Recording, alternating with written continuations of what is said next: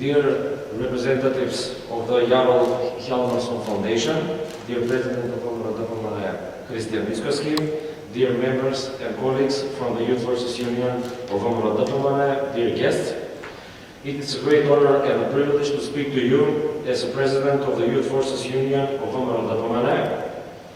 We're the biggest and most organized youth political organization in our country. We have members from all ethnicities and nationalities that live in Macedonia from the ages from 18 to 29 years old, and this makes us a real political representative body of every young citizen.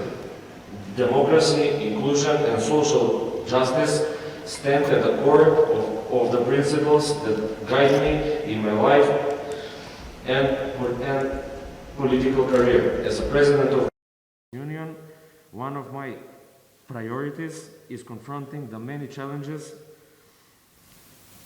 that faces our generation and young people.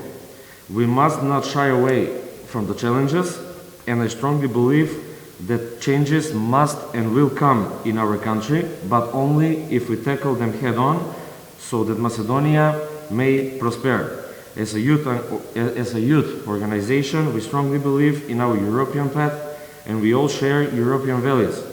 We will fight for those principles and values now and in the future. Thank you.